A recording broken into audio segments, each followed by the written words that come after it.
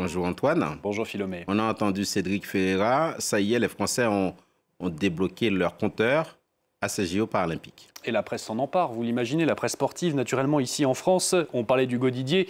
L'équipe y voit un Victoire Hugo, avec un jeu de mots que vous avez évidemment deviné sur Victor Hugo, avec cette belle photo de lui tout souriant pour sa victoire, Didier qui a donc offert à la France sa première médaille d'or en ces Jeux paralympiques avec sa victoire sur le 400 mètres nage libre. Il vise, pardonnez-moi, notamment une autre médaille d'or sur une des 4 courses sur lesquelles il est aligné. Je voulais également vous parler de cet athlète qui a mis un coup de pied à la persécution.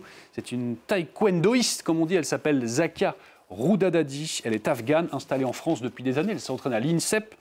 Elle vise notamment la naturalisation française. Elle a disputé ses JO paralympiques sous les couleurs de l'Afghanistan. Elle a remporté la médaille de bronze en moins de 47 kilos.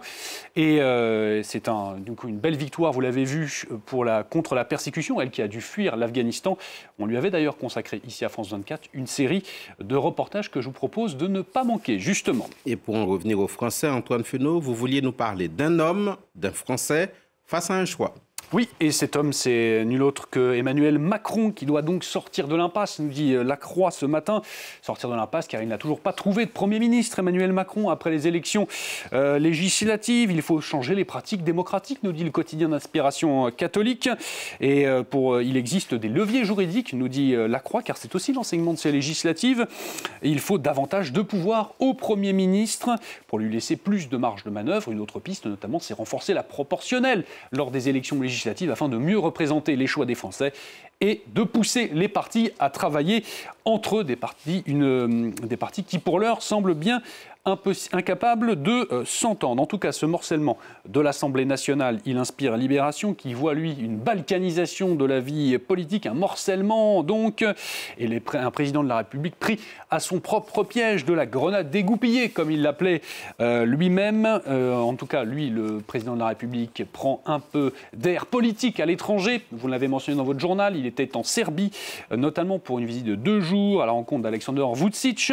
Opération séduction dans ce pays aux tendances pro-russes, à la clé 12 rafales vendues, donc, et une presse serbe conquise. C'est le cas du tabloïd Allo, que vous voyez juste ici, qui nous met cette citation en bas du président de la République français, qui nous dit « La Serbie a toute sa place dans l'Union européenne ». Allo qui nous parle d'une visite impeccable, rien que ça, d'Emmanuel Macron.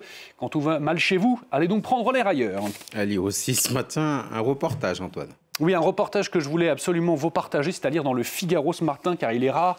C'est le reporter du Figaro qui s'est rendu au Soudan, à Khartoum, et qui a pu constater les ravages sur place de la guerre entre l'armée et les paramilitaires des forces de soutien rapide. La guerre et son cortège d'horreur, nous dit le Figaro, vous le voyez en titre, des viols, des tortures, un désastre humanitaire, un reportage absolument glaçant. Un homme, interrogé notamment par le Figaro, montre au reporter son dos couvert de marques de fouet.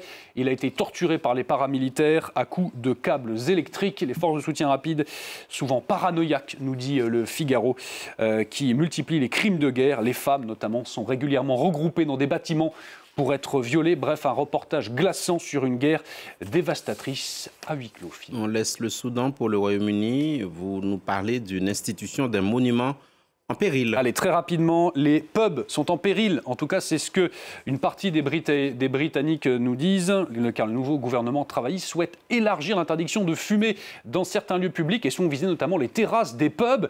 Alors, forcément, les gérants de pubs s'inquiètent des risques, des retombées économiques notamment. Et le Daily Express, le tabloïd, lui, se demande, eh bien, si le Sir Keir, le monsieur Keir Starmer, a bien sonné le glas de nos pubs. En tout cas, l'affaire agite, vous le voyez, au Royaume-Uni. Merci beaucoup, Antoine Fenault.